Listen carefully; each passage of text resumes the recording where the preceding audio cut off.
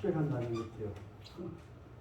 울산 시민교회를 섬기시던 이종환 목사님을 우리 아름다운 교회에 모셨습니다.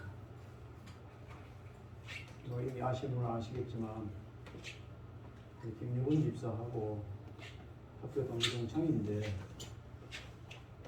그냥 뭐 친구가 보고 싶고 이래서 한번 교회에 올라왔는데 내가 못 오겠어. 말씀을 부탁하고 그때 그래가지고 한 2, 3주 전에 그래서 오늘 오시게 되었는데 이 자리 서보기 그렇습니다. 학교 고등학교 시절 그 있을 때는 좀 자리였는데 고등학교 졸업한 지 오늘 50주년인데 비유가 좀 맞을란지 모르지만 주님의 전에서 이렇게 만나게 돌아오고 이렇게 해야 되니까 연하가 들어온 게 아닌가 맞지 않지만은 그렇게 생각이 됩니다. 오늘 이 목사님을 통해서 우리에게 전해주실 말씀은 주 예수 그리스도, 주 예수 그리스도. 우리 나오실 때 우리 박수로 할렐루야로 환영했으면 좋겠습니다. 이종환 목사님 나오세요. 할렐루야. 할렐루야.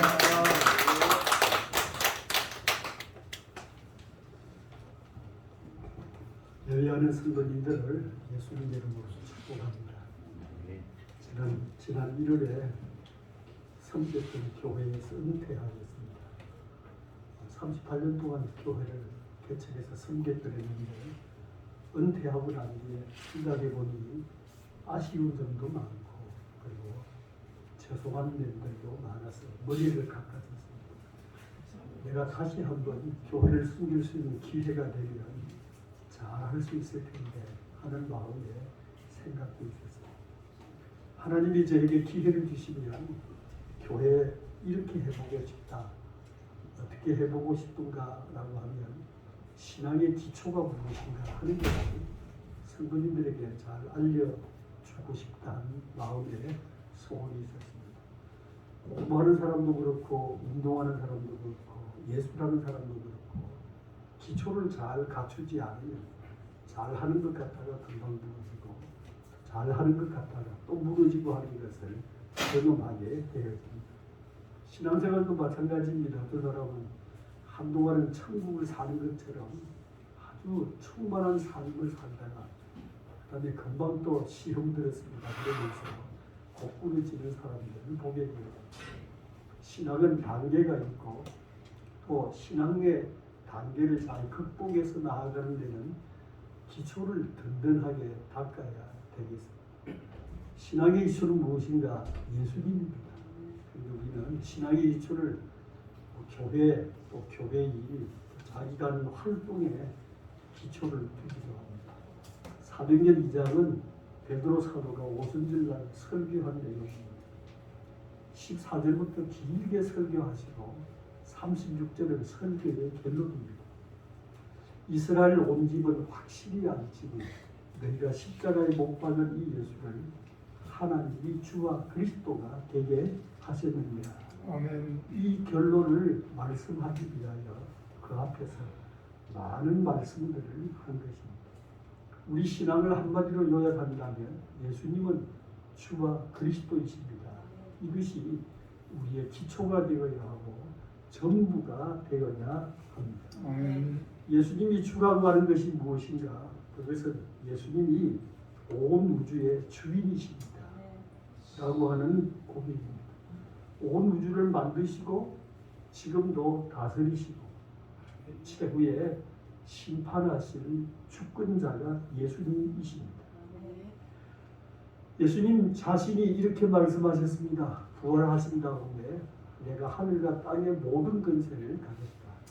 마태복음 28장 18절에 말씀하셨고 베드로 사도는 예수님이 누구신가 하는 것을 우리에게 가르치기 위하여 에베소서 1장 20절 21절에 하나님의 능력이 그리스도 예수님에게 역사하셔서 예수님이 죽은 자 가운데서 다시 살아나셨다. 그리고 예수님은 하나님 보좌 우편에 계십니다. 그 예수님은 모든 정권, 모든 권세, 모든 능력, 또 주권을 가지고 계십니다. 그 예수님은 이 세상만 아니라 다음 세상인 천국에서의 모든 주권이 주님에게 있다. 이렇게 우리에게 말씀하셨습니다. 예수님이 주이시다, 주인이시다.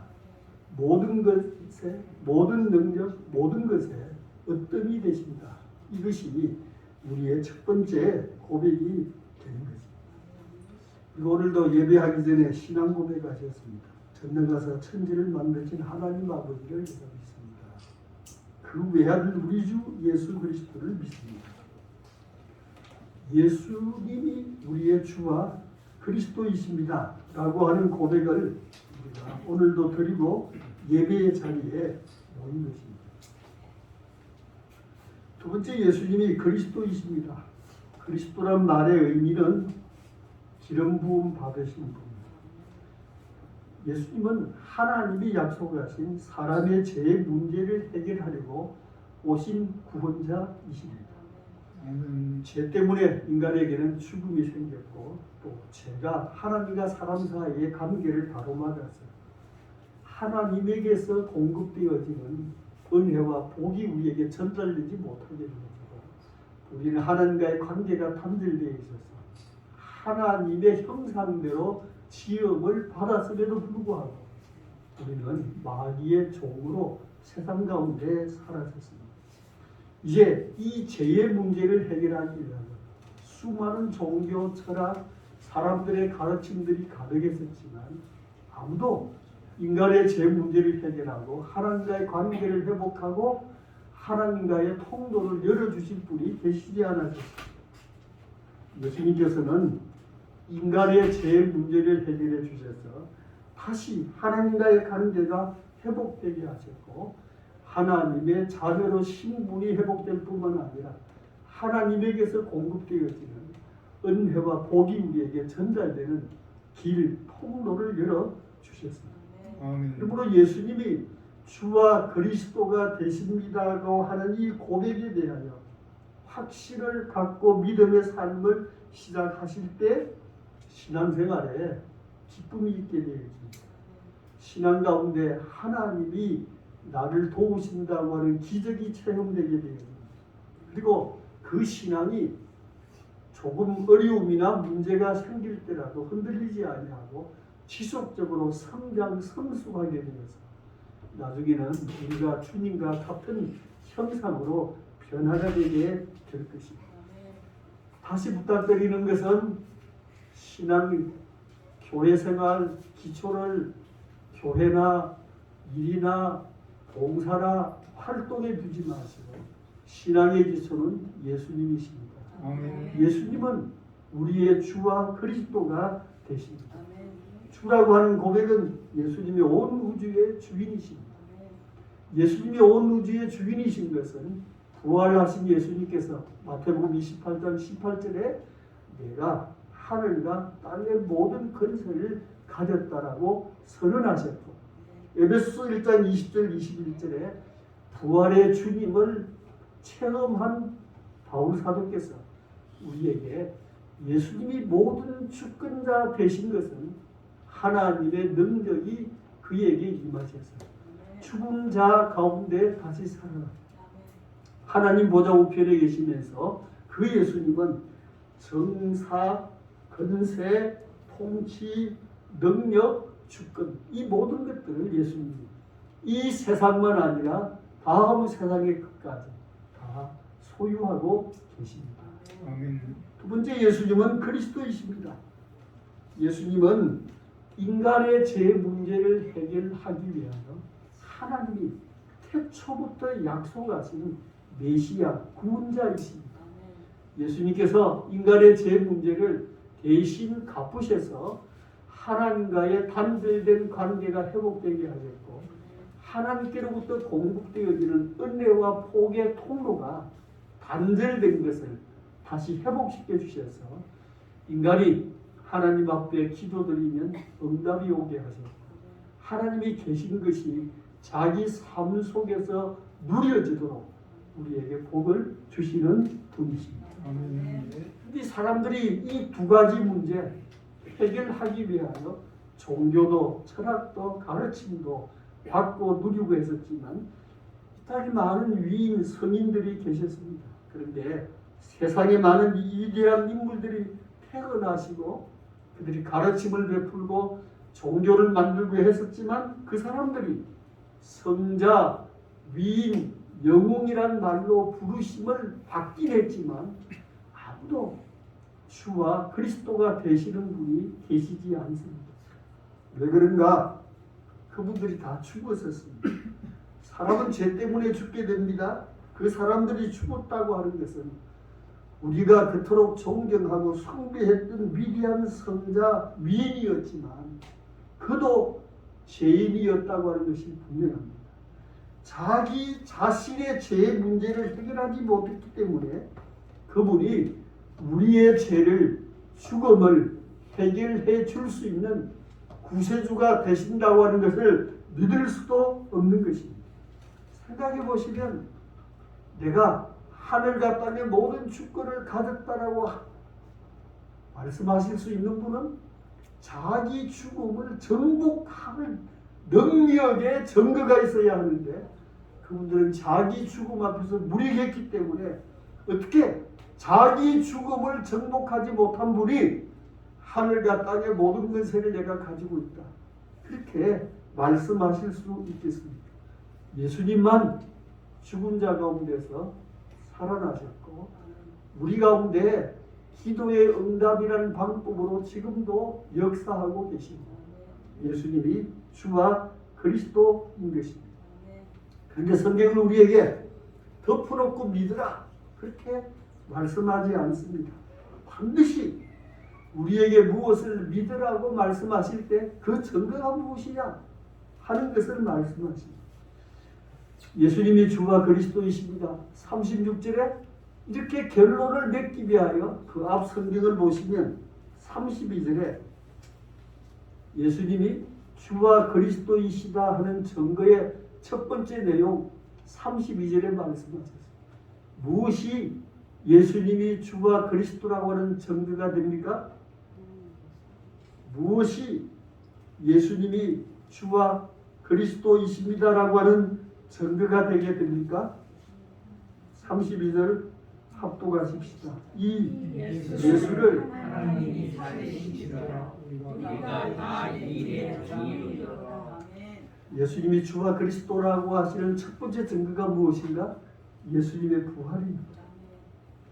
이 세상에 태어난 수많은 사람들 생각해 보십시오. 그 가운데 죽지 않고 영원한 생명을 누리고 계신 분은 예수님 한 분밖에 없습니다. 32절에 보시면 이 예수를 하나님이 살리셨습니다. 우리는 모두 이 일의 증인입니다. 라고 가르치십니다.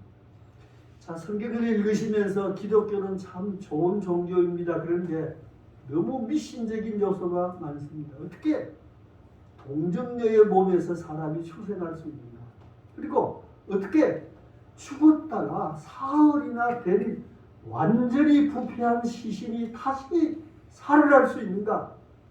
우리의 경험도 지식도 이성적인 판단으로도 도무지 믿어지지 않는다.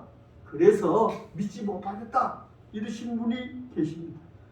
32절 앞부분부터 계속해서 보시면 예수님이 죽으신 자 가운데 부활하신 것은 첫째, 역사적인 사실입니다. 역사적인 사실. 그래서 내가 믿어진다, 믿어지지 않는다라고 말하지 말고 역사적인 사실이고 역사적인 진리입니다. 자기 판단의 한계를 넘어선다고 자기를 기준 삼아서 하나님의 말씀을 의심하지 마시고 하나님의 말씀으로 자기 생각을 깨뜨리고 믿기로 결심하셔야 합니다. 교회를 다니다 보면 믿음이 생기는 것이 아닙니다. 믿음은 본인의 결정입니다. 교회 계속 다니다 보면 어느 날 갑자기 좋은 믿음의 사람으로 바꾸어지는 것이 아닙니다. 믿음은 본인의 선택입니다. 본인의 결정입니다. 내가 믿기로 결정해야 그 다음에 100% 다 확실한 증거가 있는 것은 아닙니다. 그러나 60% 70% 그래 믿을 수 있는 근거를 보고 본인이 믿기로 결심하셔야 그 다음에 나머지 부분을 하나님이 채워주시는 증거를 힘있게 되겠습니다. 두 번째, 예수님이 부활하셨다고 하는 것은 목격자들의 증언을 기록한 것입니다. 어떻게 죽은 사람이 살아납니까? 과학적인 방법으로 증명할 수 있는 길이 없습니다. 그런데 길을 가시다 보시면 요사이 CCTV가 많아서 예전처럼 뭐 프랑카드 붙는 일은 없지만 목격자를 찾습니다. 후위 살해하겠습니다. 이런 포스터가 프랑카드가 붙어 있는 것을 보셨을 것입니다. 지난 시대부터 지금까지 모든 재판의 가장 중요한 근거는 목격자의 증언입니다. 예수님이 죽은 자 가운데서 부활하셨다고 하는 것은 본 사람, 체험한 사람, 만난 사람들이 직접 자기의 생명을 걸고 증언한 것입니다. 내가 보지 못해서 못 믿겠습니다라고 말하지 말고 분명한 역사적인 사실이다. 목격자의 증언이다. 이 근거에 의하여 내가 믿기로 받아들이기로 결심하는 것이 믿음입니다. 믿음은 교회를 다니다 보면 생기는 것이 아닙니다. 믿음은 하나님의 말씀에 대한 자기 해석을 통하여서 그래 이건 역사적인 사실이다. 이건 목격자들이 증언한 것이다. 이 목격자들 믿을 만한 사람들이었다. 그 시대에 가장 지도자적 위치에 있었던 분들이 그리고 이 증언을 사람들에게 전가할 때 그들은 사사로이 어떤 개인적인 사익을 위하여 전가한 것이 아니라 진리를 전가하기 위하여 자기 생명을 다 바쳤다. 그 가치 앞에서 우리는 이 진리를 받아들이기로 마음을 정해야 합니다. 세 번째, 부활이 역사적인 사실이고 그리고 목격자들의 증언이 있고 또 중요한 것은 부활을 체험한 사람, 믿었던 사람들의 생활의 변화입니다. 보시면 제자들은 제일 무서운 게 죽는 게 무서운 거예요. 근데 죽는 게 무서워서 3년 동안 예수님 그들이 모셨지만 마지막에 다 배신하고 도망갔던 사람들. 그들이 하루아침에 180도로 바뀐 사람이 된 것은 무엇인가 분명한 일이 있었기 때문에 가능한 것입니다. 무엇이 그 사람들을 완전히 다른 사람으로 만들어낼 수가 있었겠습니까? 그것은 부활하신 주님을 만났기 때문에 변화된 사람이 되었습니다. 자꾸 우리도 문제가 있다. 내가 고쳐야 될 게 있다. 안 되는 게 있다. 그러면서 자기 변화를 꿈꿉니다. 우리가 자기 변화를 위해서 하는 방법이 두 가지입니다. 결심하고 노력하는 것입니다. 기독교는 수양의 종교가 아닙니다. 하나님의 능력이 내 속에서 역사하셔서 사람으로서는 할 수 없는 일을 하나님이 이루어 주셨습니다라고 고백하는 것입니다. 그 능력이 언제 내게 임하느냐? 부활의 진리를 믿을 때 임하게 됩니다. 부활 역사적인 사실입니다. 목격자들의 증언이 있습니다. 그리고 부활을 체험한 사람들의 변화가 부활은 믿을 수 있는 진리라고 하는 것을 우리에게 가르쳐 말씀하십니다. 이 부활 한 가지만으로도 정말 예수님은 그리스도이시요 주님이시다 하는 것이 분명한 증거가 되는데 또 예수님이 주와 그리스도라고 하는 증거가 무엇인가? 두 번째 말씀하시는 것 16절을 보시면 뭐라고 말씀하셨어요? 이는 곧 선지자 요엘을 통하여 말씀하신 것이라고 하셨어요. 선지자는 다른 말로 예언자입니다. 그래서 예수님이 주와 그리스도이시다고 하는 증거가 무엇인가? 예수님은 예언되신 분이고 그 모든 예언을 다 이루신 분이시다. 아멘. 그래서 16절에도 선지자 요엘이 예수님이 오셔서 하신 일들을 예언하셨다. 무슨 일을 예언하셨어요? 예수님이 오셔서 우리에게 하나님의 신 성령을 부어주실 것이라고 예언하셨다. 25절에 보시면 뭐라고 말씀하셨어요? 25절 뭐라고 시작합니까? 다윗이 그를 가르쳐 이르되 하고 25절부터 28절까지 말씀하세요. 뭘 말씀하고 있습니까? 뭘 말씀하십니까? 16절부터 21절까지 길게 선지자 요엘을 통하여 말씀하신 것이다. 무슨 일을 예언하셨어요? 하나님이 구세주 예수님을 보내시고 그 예수님이 십자가에서 죽으시고 부활하셔서 사람의 모든 죄 문제를 해결하시는 우리 각 사람의 몸 속에 하나님이 뭘 부어주신다? 성령을 부어주신다. 이걸 예언하셨고 그 모든 예언을 누가 다 이루셨습니까? 예수님이 완성하셨다. 두 번째 25절부터 다윗은 그냥 이스라엘의 왕이 아니고 다윗은 예수님의 모형이신데 이 다윗이 미리 우리에게 예언하셨어요. 뭘 예언하셨어요? 25절부터 28절까지 뭘 예언하셨어요? 예수님이 죽으심과 부활을 예언하셨어요. 34절 보시면 다윗은 하늘에 올라가지 못하였으나 신이 말하여 이르되 주께서 내 주에게 말씀하시기를 내가 내 원수로 내 발등상이 되게 하기까지 너는 내 우편에 앉아 있으라 하셨도다.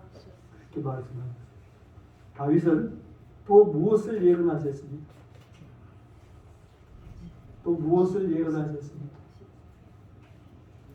무엇을 예언하셨습니까? 예수님의 성천을 예언하시고 그 성천하신 예수님은 재림하실 때까지 하늘 보좌에서 온 세상을 다스리시고 지배하고 계신다. 그것을 예언하셨어요. 그래서 구약 성경 39권은 오실 예수님에 대한 예언, 신약 27권은 오신 예수님이 구약의 모든 예언을 다 완성하셨다.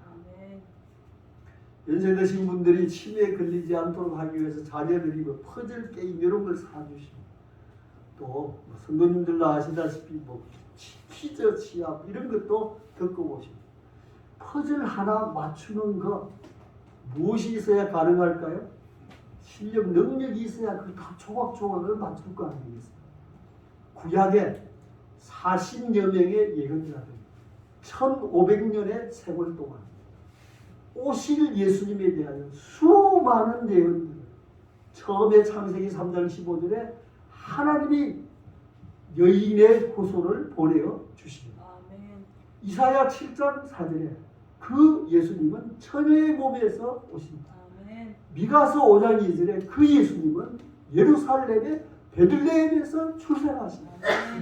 이 하나 모든 예언들을 구약에 수없이 쏟으셨고 그 예언들을 하나도 빠짐없이 다 성취하신 분이 예수님이십니다. 생각해 보시면 색가모니 선생님이 우리에게 좋은 진리들을 가르치셨습니다. 근데 색가모니 선생님이 왕족으로 세상에 오셨지만 처음부터 내가 세상의 길을 진리를 가르치기 위해서 오셨다. 본인도 말씀하신 적이 없고 제자들도 말씀하신 적이 없습니다. 그런데 예수님은 오시기 전부터 이분이 어떤 분인지 오셔서 무슨 일을 하실 것인지 그리고 그가 이루실 모든 일들을 예언하십니다. 예언을 성취하십니다. 그래서 믿을 것인지 믿지 않을 것인지 사람들에게 선택하라고 말씀하죠. 기독교는 그냥 한번 교회 와주세요. 믿어 보실래요? 아양을 뜨는 것이 아니라 분명한 믿음의 증거와 근거가 있기 때문에 그래서 죄 중에 죄는 믿지 않는 것입니다. 하나님의 진리의 말씀을 수용하지 않는 것이 본인의 책임입니다.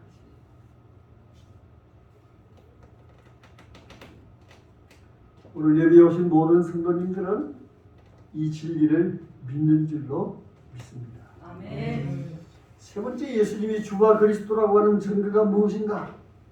무엇이라고 성경에 말씀하고 계신가? 32절 말씀에 이렇게 말씀하셨습니다.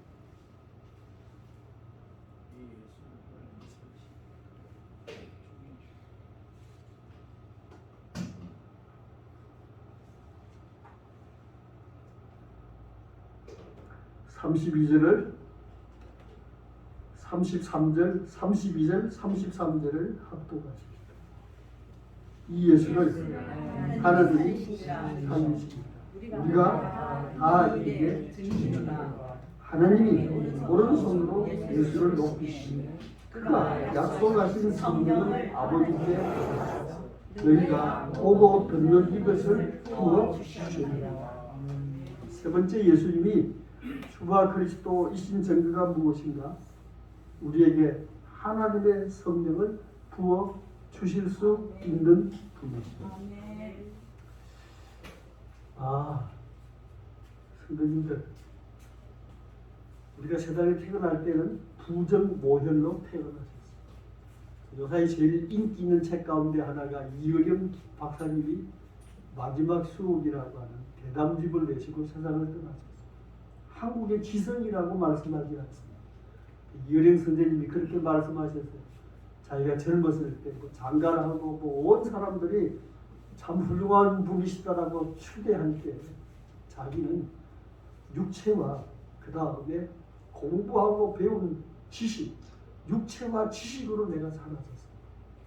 내 딸이 먼저 죽고 또 손자가 죽고 그리고 제가 암에 걸려서 사격을 해내게 되면서 저는 제 속에 영혼이 있다는 사실을 깨닫게 됩니다.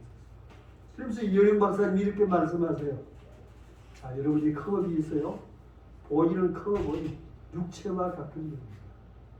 근데 컵 속에 물을 따르면 우리가 물컵이 되어지고 기름을 부으면 기름잔이 되게 되어지고 세상을 살면서 내가 배우고 체험하고 듣게 된 지식들을 가득 담게 되어지는데 그래서 제가 젊었을 때는 지성으로 살았었습니다.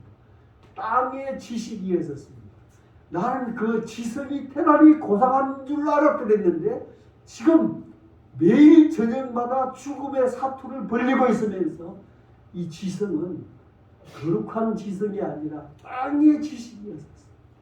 그래서 그가 알지자를 쓰는 그 알지자를 버리고 땅지자를 쓰면서 내가 그동안 지성으로 살았다고 하는 것은 다른 사람보다 많이 깨닫고 알고 그래서 거창한 삶을 사는 것이 아니라 겨우 이 땅의 지식으로 살았었어요.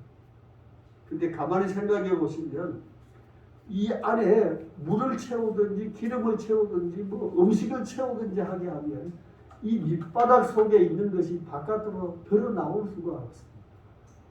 그런데 이 바깥에 담긴 것을 비우게 되어지면 이 컵 안 속에 있는 것이 바깥 드러나고 보이는 것처럼 내 속에 영혼이 활동하기 시작합니다. 제가 암에 걸려서 매일 저녁 죽음과 사투를 벌리면서 지금 말씀드리는 것입니다. 참된 진리입니다. 이렇게 설명하셨어요.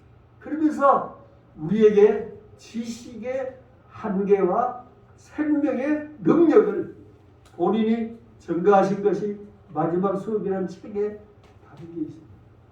자, 부정모해를 통하여 세상에 태어나셨습니다. 보십시오.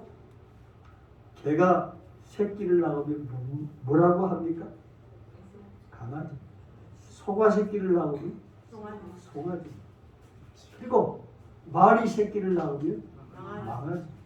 사람이 새끼를 낳으면 사람이. 저희 금목사님 또 이 김죽은 집사님 그리고 이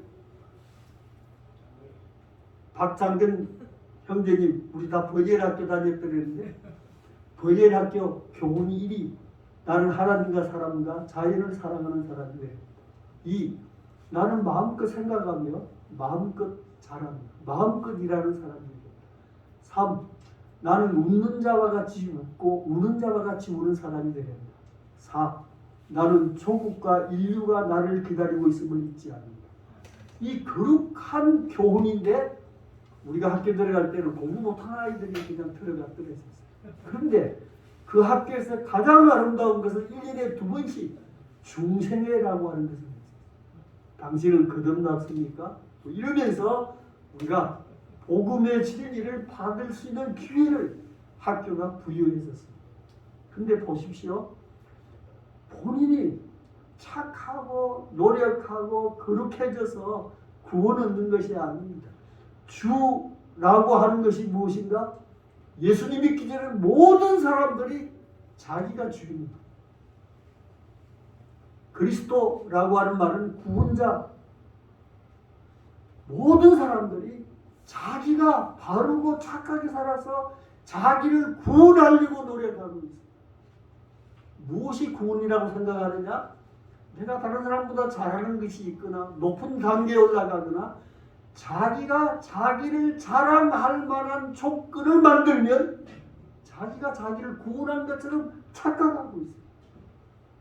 근데 구원, 내가 하나님의 자녀로 거듭나는 것은 자기의 노력이나 자기의 결심으로 되는 것이 아니라 하나님이 나를 낳아주세요. 하나님이 나를 낳아주시는 방법이 무엇인가? 내 안에 하나님의 신이 들어오십니다. 근데 우리가 어떻게 아무리 하나님의 신을 부르고 주여 성령 충만 그런다고 해도 내가 하나님을 끌어당길 수 있는 힘이 자기 속에 있는 것이 아니라 예수님은 주와 그리스도이십니다라고 하는 것을 분명하게 믿고 고백하게 되어지면 우리 속에 하나님이 신이 스스로 들어오시는 거예요. 그래서 36절에 예수님이 주와 그리스도이십니다 이렇게 설교했더니 37절에 사람들이 이렇게 말합니다. 마음에 찔려서 베드로와 다른 사도들에게 질문합니다. 우리가 어떻게 하면 되겠습니까? 그랬더니 베드로 사도가 38절에 대답해 줍니다. 뭐 하라고요? 회개하자. 우린 자꾸만 교회 다니면서 오늘도 회개 기도하고 예배 시작했는데 일주 동안 잘못 살았던 것, 내가 잘못했던 것 그것도 회개입니다. 그러나 회개 중에 회개는 무엇인가? 그것은 지금까지는 내가 주인이었었습니다. 지금까지는 내가 나를 구원하려고 노력했었습니다. 근데 이걸 포기하는 것이 회개입니다. 아멘. 회개는 아니 당신이 회개했다고 말하면서 또 술 먹어? 회개했다고 말하면서 또 성질? 또 회개했다고 말하면서 또 잘못해? 그 사람의 상태를 말하는 것이 아니라 그 사람의 삶의 태도를 말하는 것이 회개입니다. 회개는 그 사람의 상태를 말하는 것이 아니라 그 사람의 태도입니다. 자기가 모든 것의 주인이라고 생각하는 태도를 바꾸고 예수님이 주인이십니다. 자기가 자기를 구원하려고 하는 노력을 포기하고 주님의 구원을 받아들이는 것. 그것이 회개입니다.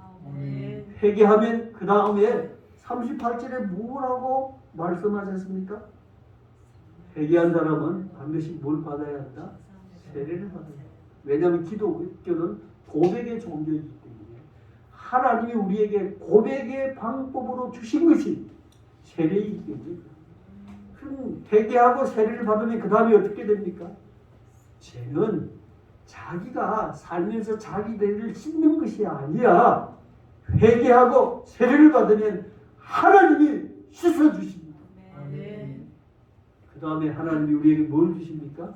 성령을 주십니다. 아멘. 하나님의 신이 뇌 속에 들어오셔서 그때부터 우리는 부모로부터 세상에 태어날 때는 무엇이었지만 사람이었었지만, 그런데 하나님의 신이 내 안에 들어오시면 나는 뭐가 됩니까? 하나님의 자녀가 됩니다. 아멘. 이런 신분 변화가 이루어지게 됩니다. 아멘. 성도님들, 신앙의 기초를 교회 일, 활동, 봉사 이런 데 두지 마시고 신앙의 기초는 예수님이십니다. 아멘. 우리가 이게 뭐 하려고 모였었습니까? 아름다운 교회 왜 모였었습니까? 왜 여기에 모여서 이런, 그래서 교회보다 더 중요한 것이 무엇인가? 교회, 신앙의 기초를 예수님에게 두십시오. 아멘. 어디에 둡니까? 예수님이 주와 그리스도이시다. 그 예수님이 주와 그리스도 덮어놓고 믿으라고 하는 것이 아닙니다. 제가 평양에 몇 번씩 갔더랬는데 거기 24시간 뭐 내내 김일성, 뭐 김정일, 김정은 뭐 세뇌시키는 것이 아닙니다. 사기치는 것도 아닙니다. 분명한 근거가 있으니 말씀하십니다. 우리 부모들은 이런 것을 말씀하실 수가 없었기 때문에 우리에게 늘 덮어놓고 믿으라고, 그냥 믿으라고 그러시는데 아니에요. 분명히 성경은 믿으라고 하시기 전에 믿음의 증거가 무엇인가? 무엇을 보고 믿으라고 하는가? 근거를 말씀하십니다.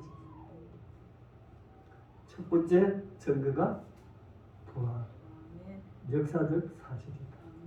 성경은 신화나 전설이 아니라 목격자들의 증언이다. 목격자들의 증언이다.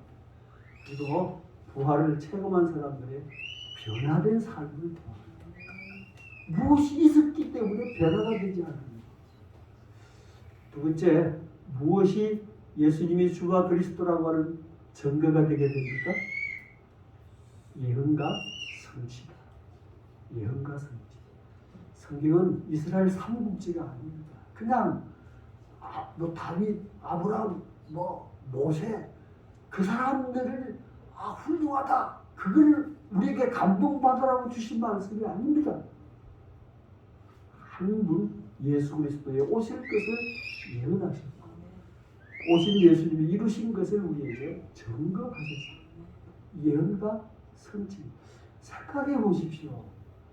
이 예언해놓고 만일에 예언대로 안 되면 기독교 문 닫아야 되지 않겠습니까? 어떻게 수천 년 전부터 그 많은 예언자들을 다 동원해서 이렇게 촘촘하게 빠져나갈 수 있는 구멍이 하나 없도록 깊은 예언을 하셨겠습니까? 이거 종교장사로도 위험합니다. 예언과 성취. 세 번째, 무엇이 예수님이 주와 그리스도라고 하는 증거가 됩니까? 성령의 내주하십니다. 그런데 저희도 뭐 번외학교 다니면서 뭐 저 심부름 시간에 가지도 하고 뭐 또 그때 교회 다니면서 뭐 그냥 어른들이 불 받아야 된다 그래서 뭐 산에 가서 뭐 소나무 붙들고 뭐 기도하고 금식도 하고 막 그랬더랬어요. 우리는 설명이 되지 않으면 믿으려고 하지도 않는 거예요. 내가 뭐 금식을 했나 철학을 했나 뭐 착한가 뭐 내가 어떻게 내 속에 하나님의 신이 들어오신단 말인가? 성경은 분명한 공식을 우리에게 말씀하셨습니다. 예수가 주와 그리스도이시다. 이때까지 너는 네가 모든 것의 주인이었지 않느냐. 네 자신의 주인이었고 네 집의 주인이었고 네 자식들의 주인 노릇하지 않았느냐. 예수님이 주인이시다. 그리고 너는 지금까지 네 스스로가 다른 사람 보기에 뭔가 나은 점이 있으면 자기가 완성된 것처럼 자기 자랑을 위해서 살지 않았는가. 근데 그걸 포기하고 하나님이 내신 구원의 진리를 받아들이는 것이 예수님을 그리스도로 고백하는 것입니다. 아멘. 이 주와 그리스도라고 하는 것을 내가 고백하는 결단이 회개인데 회개한 사람은 세례를 받아야 합니다. 회개하고 세례를 받으면 그 다음에 즉시로 우리 모든 죄는 다 용서함을 받아요. 그 다음에 우리는 성령님이 내주하셔서 이때까지는 사람으로 살다가 이제 하나님의 자녀가 되는 것입니다. 자, 우리는 스스로 뭐라고 부르죠? 장로님도 계시고 안수시장도 계시지만 우리는 다 서로 뭐예요? 성도들. 뭐 장로님, 안수집사님, 집사님 이러시는데 무슨 뜻입니까? 영적인 존재라는 뜻입니다. 부모로부터 세상에 날 때 우리는 뭐 했었어요? 자연인이었었어요. 사람으로서 사람으로 살다가 죽는 거예요. 그런데 우리가 그리스도 안에서 새로운 사람이 되어지게 되면 그때부터 우리는 성도, 하나님의 자녀 이런 호칭들을 주고받게 되는데 그것은 무슨 뜻인가? 영적인 존재. 영적인 존재. 우리는 영적인 그냥 기독교 신자가 아닙니다. 영적인 존재입니다. 내 안에 하나님의 신이 계시고 성도님들 하나님의 신이 내 안에 계시면서 순간순간마다 말 한마디 행동 하나 할 때마다 우리 양심에 자꾸 말씀하지 않으세요. 그래서 내 안에 성령님이 계신 증거가 무엇인가? 내 안에 내가 아닌 또 누가 계시지 않습니다. 모든 사람들이 눈을 속이고 모든 일들을 다 덮을 수 있는 것 같지만 내 안에 계신 하나님이 자꾸만 내한테 이렇게 하라, 저렇게 하라, 그렇게 하지 말아라, 이렇게 하라 하고 말씀하지 않습니다. 근데 하나님의 신은 내가 그 하나님의 신에게 반응을 하면 더 잘 가르쳐 줍니다. 근데 내가 반응하지 않으면 하나님의 신이 침묵하세요. 그걸 성령을 근심하게 만든다는 것입니다.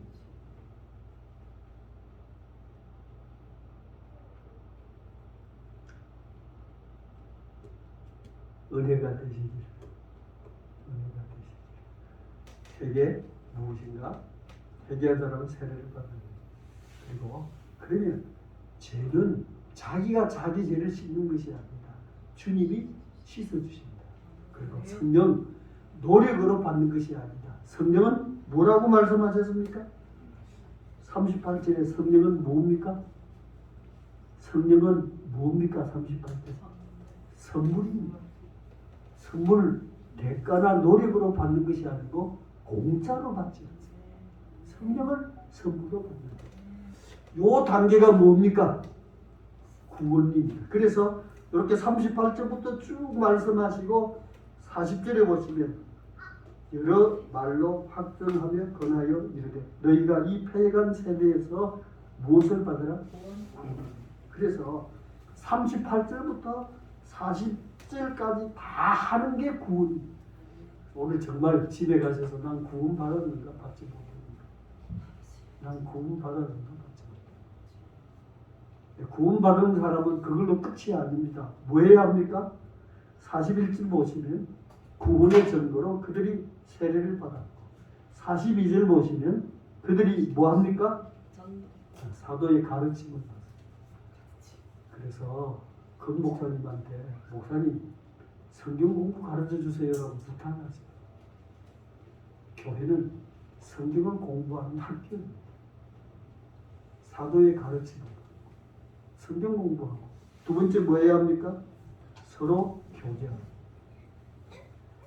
서로 교제하고 왜냐하면 기독교는 공동체성을 우리에게 가르쳤기 때문에 반드시 믿는 사람과 함께 모여서 서로 점검하고 서로 나누어야 합니다. 세 번째 뭐 했었습니까? 떡을 떼매라고 하는 것은 지금 예배는 설교 중심이지만 처음 기독교 예배는 성찬이 중심입니다. 떡을 떼매 하는 것은 예배 출석입니다. 그 다음에 뭐 합니까? 42절에 기도하기를 힘썼다 하셨어요. 아름다운 교회 기도 통성으로 열심히 잘하셨어요. 근데 보통 매일 기도하세요? 매일 기도하세요? 매일 성경 읽으세요? 기독교 노력이 필요합니다. 근데 우리는 무슨 노력하느냐? 결심하고 바르게 살아야지. 내가 이 죄를 끊어야지. 술도 한번 끊어보고 그리고 나쁜 것도 한번 끊어보고 그 노력이 아닙니다. 기독교의 노력은 하나님 안에 내가 거하는 노력입니다. 하나님 안에 내가 거하는 것은 매일 성경 읽고 매일 기도하고 또 하나님과 인간의 관계를 단절시키는 것이 죄이기 때문에 죄라고 느껴지는 것은 회개하고 그리고 하나님이 가장 기뻐하시고 상 주시는 것은 하나님의 뜻을 따르는 순종이기 때문에 그래서 요한복음 15장에 열매 맺는 삶의 길을 말씀하시면서 뭐하라? 하나님 우리에게 말씀하시는 방법이 말씀이고 우리가 하나님에게 대답하는 방법이 기도이고 하나님과 우리의 관계를 단절시키는 것이 죄이기 때문에 회개해야 하고 하나님을 가장 기쁘시게 하는 것이 하나님의 뜻을 따르는 순종이기 때문에 말씀, 기도, 회개. 그래서 자기 악습하고 싸우지 마시고 매일 내가 성경 읽었는가? 매일 기도하고 있는가? 매일 회개하고 있는가? 매일 순종하고 있는가? 이 네 가지의 노력을 하게 되십니다. 이것이 두 번째 신앙의 성장의 단계예요. 세 번째 보시면 43절부터 47절까지 길게 말씀하십니다.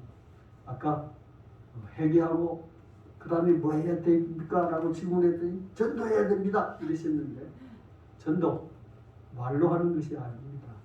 43절부터 47절까지 보시면 전도는 그 사람의 삶의 향기입니다. 그 사람이 매력적인 사람이 되는 것입니다.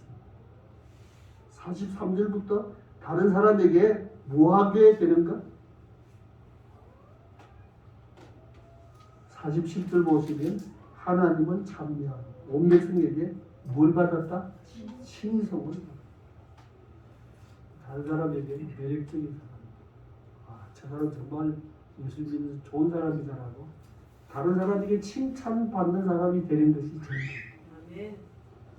신앙생활은 첫 번째 구원받는 단계, 두 번째 신앙의 성장 단계, 세 번째 열매 맺는 단계.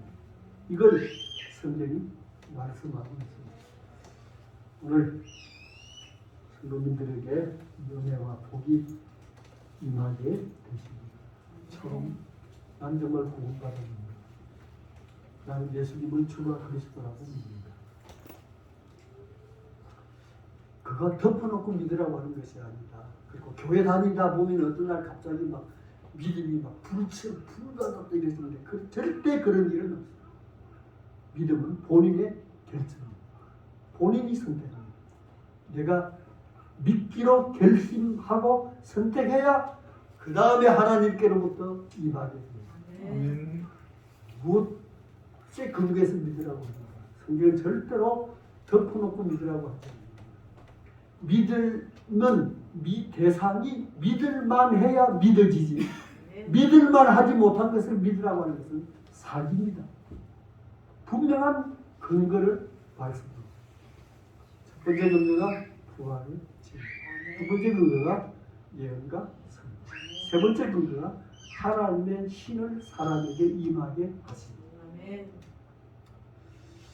이렇게 마음속에 결심한 사람이 내가 믿습니다라고 고백하는 것이 회개입니다. 회개는 그 사람의 상태가. 그래서 우리도 내가 또 엎어지고 자빠지면 내가 회개했다고 해놓고 또 같은 일을 반복하는데 또 내가 그러면서 자기 회개를 믿지 못하고 다른 사람도 당신 회개한다 해놓고 또 그렇게 하느냐고 다른 사람의 회개도 믿지 못하는데 회개는 그 사람의 상태가 아닙니다.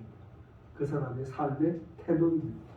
자기도 아무리 실수를 반복한다 할지라도 내가 회개하고 하나님의 자녀가 되었다는 것을 믿으시고 다른 사람들은 용납하시고 회개의 고백은 세례입니다. 세례 받으면 즉시로 모든 죄가 없어지고 하나님의 성령이 우리에게 임하게 됩니다. 그런데 하나님의 성령이 임한 사람은 반드시 해야 될 네 가지가 있습니다. 첫째는 성경 공부입니다. 교회 10년 다니지 마시고 한 달 공부하십시오.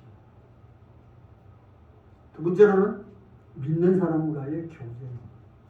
만나서 뭐 백화점 이야기, 세상 이야기 하는 것이 아니라 내 안에서 역사하시는 하나님의 일을 서로 점검하고 나눕니다. 세 번째로는 예배입니다. 예배에 얼마나 하나님이 중요합니다. 네 번째, 기도 생활입니다. 적어도 하루에 20-30분 이상은 반드시 기도하세요. 보시면 우리는 기도를 뭐라고 생각하는가? 하나님께 대한 예의 정도로 생각합니다. 기도하고 밥 먹어야지. 기도하고 마칩시다. 국기에 대한 경례하는 것처럼 하나님께 대한 예의를 갖추는 정도로만 생각하시는 거예요. 그런데 기도는 모든 문제 해결의 방식입니다. 하나님이 살아계신다는 것이 느껴지지 않는 것은 뭐하지 않기 때문에 그런가? 기도하지 않습니다. 하나님이 일하십니다. 그런데 하나님은 어떻게 일하시는가? 기도에 대한 응답의 방식으로 일하십니다. 기도에 대한 응답으로 일하십니다. 그 다음에 이렇게 하게 되어지면 43절 보시면 무엇가 일어나게 되는가? 기적이 일어납니다. 기사와 표적. 그리고 세상 사람들 앞에서 칭송을 받는 사람이 되고, 그런데 그 교회, 그 공동체 안에 하나님이 구원받는 사람들을 날마다 더하여 주십니다. 교회 부흥은 사람이 하는 것이 아니고 하나님이 부어주십니다. 이제 오늘 제가 설교한 것 마음속에 한 가지라도 오늘 목사님 설교 들어보니까 이렇구나, 내가 이렇게 하겠다, 이렇게 되겠다, 뭘 한 가지. 예배 시간에 가장 중요한 것은 출석이 아니라 자신의 헌신과 결단입니다. 이렇게 하기로, 이렇게 되기로 본인이 결심하고 본인이 그대로 하는 것이 예배의 핵심입니다. 예배의 출석이 예배가 아닙니다. 참석이 예배가 아닙니다. 예배의 핵심은 헌신과 결단입니다. 제가 오늘 설교했는데 내가 뭘 어떻게 하겠다. 정말 내가 예수님이 주가 그리스도라고 하는 것을 믿겠다. 이제는 믿어지기를 기다리지 않겠다. 뭐 그렇게 하지. 아니면 내가 매일 성경 말씀 기도 회개 순종을 하겠다. 아니면 내가 이때까지 세례 안 받았는데 난 세례 받겠다. 뭐 한 가지 반드시 정하시고, 정하신 것은 주부에다가 적으십시오. 이렇게 하겠다. 뭐 이렇게 되겠다. 주부에 적으시는 분 핸드폰 계셔서 거기다가 메모에다가 나는 오늘부터 이렇게 합니다. 반드시 결심하고 반드시 작정하고. 예배는 출석이나 참석이 예배가 아니고 헌신과 결단입니다. 뭘 어떻게 하겠다 하고 본인이 결심하고 새로운 삶을 시작하세요.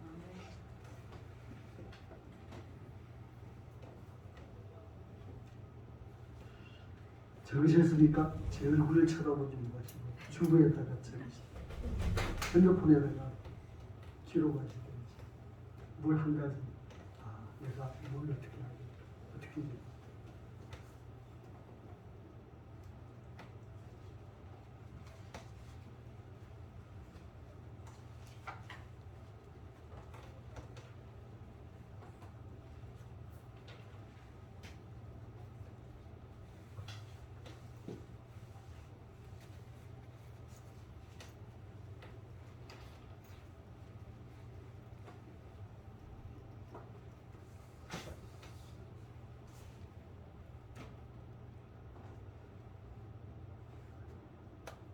하나님 아버지, 종이 말씀을 섬겼습니다.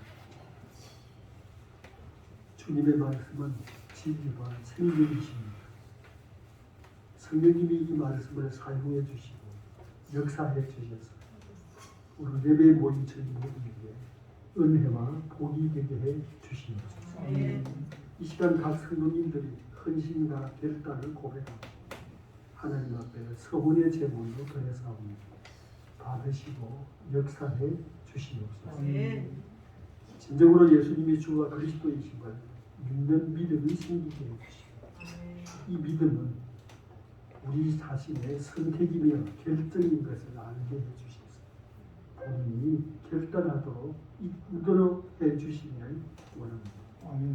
주님이 주권자이심을 고백하고 자기가 주인 삼은 모든 것을 내려놓도록 은혜를 부어 주시옵소서. 아멘. 우리에게 거룩한 영 성령을 부어 주시는 하나님의 역사가 이루어지기 위하여 회개하고 세례받고 그 선물을 힘있게 해 주시옵소서.